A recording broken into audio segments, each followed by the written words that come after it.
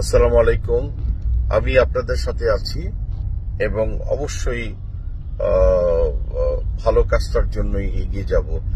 সবচেয়ে বড় কথা হচ্ছে এই দেশটি হচ্ছে আমাদের বাংলাদেশ।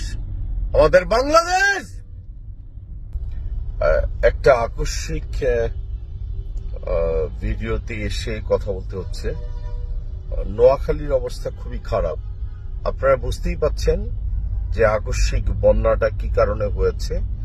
আমাদের পার্শ্ববর্তী দেশের মন খুব খারাপ এবং বুঝতেই পাচ্ছেন যে মন খারাপের কারণেই তারা সমস্ত পানি ছেড়ে দিয়েছে। তো আমাদের দরকার এই মুহূর্তে আশেপাশে যারা আছে, আমরা তো ঢাকায় আছি, এই মুহূর্তে যারা আশেপাশে যারা আছে তাদের উচিত হচ্ছে সাহায্যের জন্য হাত বাড়ানো। আমি এই মুহূর্তে যত ভিডিওগুলি দেখছি, আর পানি কিন্তু আরো অনেক বেশি বাড়বে। তারা যত নির্যাতন করার মানসিকতা আছে তারা সেটাই কিন্তু করবে।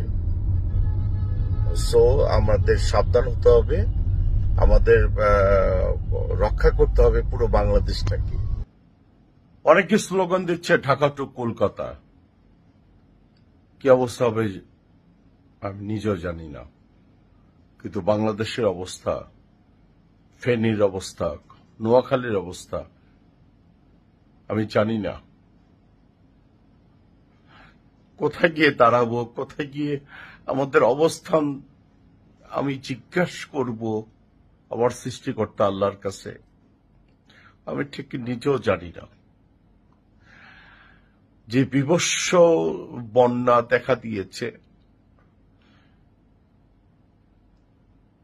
ফেনীতে আমার বড় বোন বিয়ে করেছে প্রায় 42 years ago।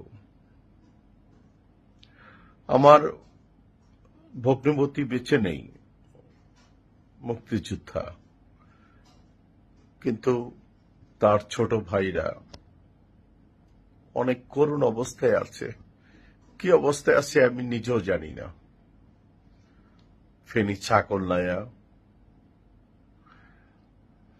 জানি না। আমি ভাষা হারিয়ে ফেলেছি। আমি একজন শিল্পী, আমি জানি না আমার কিভাবে বলা উচিত।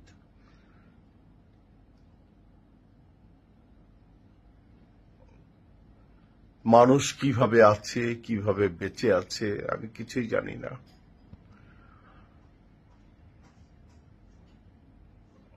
আমি ভাষা খুঁজে পাচ্ছি না, আমি কি বলবো। সবাইকে আসসালামু আলাইকুম। আমার বলা উচিত, আমি এই মুহূর্তে সালাম দিলাম, এইটার উত্তর নিবেন কিনা সেটাও আমি জানি না। শুধুই বলতে পারি আমি বেঁচে আছি। আর আল্লাহর কাছে পানা চাই, আল্লাহ আপনি আমাদেরকে হেফাজত করুন, আপনি আমাদেরকে কামিয়াবি দান করুন। ইয়া আল্লাহ, আমাদের করুণ দশা,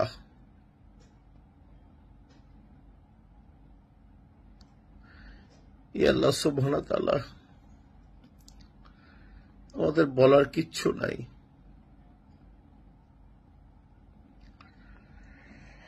উফ।